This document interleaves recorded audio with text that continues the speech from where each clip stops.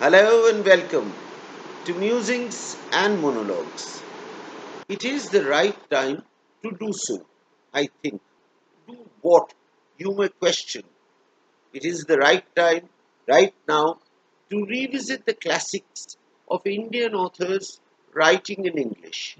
And no, ladies and gentlemen, I am not talking about the neorealistic prose of Mulk Raj Anand, R.K. Narayanan, or Kushwant Singh, nor am I talking about the elitist marginal fiction of Nayantara Sehgal and Anita Desai. I choose to focus on something else. With the rising of Salim Sinai's nose in Midnight's Children, the topography of Indian authors writing in English changed completely drastically. Salman Rushdie was the arbiter and the harbinger of such change. With his Midnight's Children, he astonished the millions. He astonished people beyond the Indian subcontinent to actually take notice, serious cognizance of an Indian work of international proportions. I shall right now talk about my favorite Rushdie novel, The Moor's Last Sigh, which is unquestionably, to my mind, his most ambitious and varied work. It has been called an amazingly rambunctious epic which has the reader in its side splitting laughter even as it chills to the spine. Rushdie is still our most exhilarating, inventive prose stylist, a writer of breathtaking originality. The originality of Rushdie's prose is in his demystifying traditional English prose to the prose written and spoken by the average informed Indian. Hence, you get jabdofied into silence when you confront Rushdie. Jabdofy is one of the many words that he coined in Moore's Last Sigh. It is a novel that shows precisely and paints precise picture of India in the 30s, more specifically Mumbai from the 30s of the 20th century to 4 decades, 5 decades later. It actually traverses various universes, alternating between Aurora Zugoibi's universe to Vasco Miranda's universe, and shows us the enormous capability of this novel to actually enthrall us, enlighten us, and also send shivers down our spine with its final plot construction and its horrific ending. This is a novel to cherish. Trust me, ladies and gentlemen, this is a novel you ought to catch immediately. From Rushdie, I shall traverse to Amitav Ghosh. And no, again, I am not speaking of his first novel, Calcutta Chromosomes. I shall talk about what, to my mind, is his best work, The Glass Palace. It actually traverses like a breathtaking epic from the times when the Burmese monarch was banished from his glass palace to actually journey down to Ratnagiri district in Maharashtra and live in a modest palace for the rest of his life.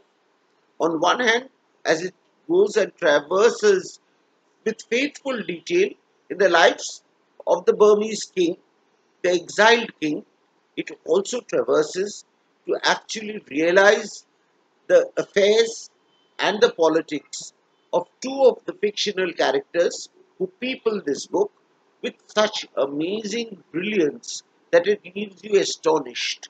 It is the entire breadth and space of the novel, the entire space that it goes traveling from one to another point that actually takes your breath away.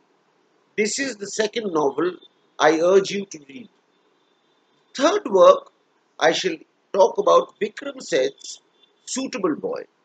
No, I am not talking about The Golden Glade, which is his most celebrated book, but I want to focus on A Suitable Boy because it actually delineates in a linear fashion with multiplicity of truths the tales of the Indian marriage system of the ideal finding of the ideal boy for marriage, the suitable boy, but it also presents the underlife of that suitable boy with such an amazing depth and breadth of vision and sagacity that with its simple prose actually mesmerizes us.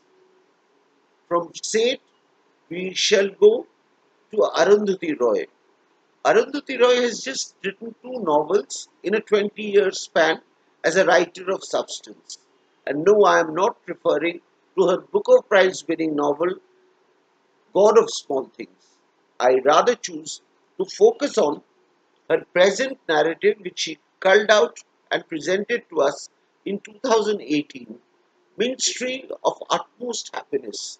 And I again quote from critics who have spoken about this novel. It is an ambitious novel that aims to say, perhaps, is possible. It is rich and extensive. The author herself points to Gabriel Garcia Marquez as a great source of inspiration. This is especially noticeable when it bewilders and becomes magically significant.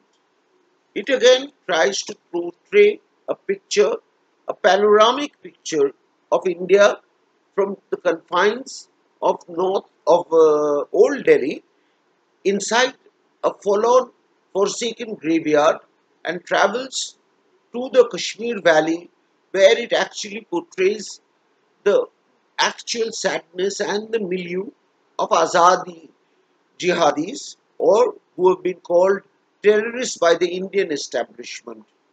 It actually presents a rare glimpse into the horrible excesses of the army in the valley and the lives fraught with pain and agony of the average Kashmiris.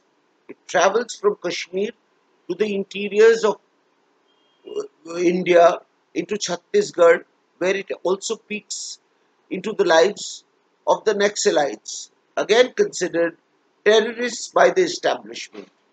Arundhati seems to have emerged as the voice, the alternate voice of those Indians who still are trying to go against the establishment, fight against the establishment, and actually create their own ideal space which is forever eluding them. From Arundhati Roy, I shall go to the works of Jhumpa Lahiri. Jhumpa Lahiri presents in Namesake a picture of the diaspora in America, the NRI residing over there in states of exile, constantly thinking about their idyllic life in this book of Kolkata to the cold confines of North America. It actually also probes into the heart of the second generation Americans. Gogol, the name of the protagonist, a namesake of the Russian author Gogol, his trouble and turmoil with his parents and his finally coming to peace with his father who is now dead and his mother who decides to go back to Kolkata to her roots, leaving him complete and happy in the knowledge that both worlds coexist. The last author that I should talk about, ladies and gentlemen, is Chitra Banerjee Divakarune, known and most celebrated for her work Sister of My Heart. But that is again not a book I am talking about. I am talking about its sequel, The Wine of Desire, which is a tragic tale, a love triangle of three people exiled in America and longing and desiring the other. It traces the life of two sisters from Sister of My Heart and tries to set them up in the American environment. One, a person of substance, the other, a person of beauty. Both of them have their knowledge and beauty as curses they bear, and it is almost like a crucifix they bear on their shoulders as they traverse through the diverse trajectories of life. It hauntingly presents even the isolation of the third person in the triangle, the man in the triangle, and traces his journey with singularity of purpose and also presents multiplicity of the truths that actually entwine and engage these two sisters, Sudha and Anju. It is the tale of the Beauty and the Plain Jane. It is a tale where women come to terms and actually travel from ignorance to anagnoresis. Self knowledge is what the two sisters are left with in the end of this book, which also leaves the possibility of a third book emerging. It is magically open in its possibility and therefore remains an endearing favorite of mine. What do you feel about these authors? Do you have any suggestions for any other authors you think are authors of substance? If so, please write on the comments below. And if you want to share your observations on a chat, please feel to please feel free to do so, as I shall entertain a chat in the near future. That'll be all, and thank you as always.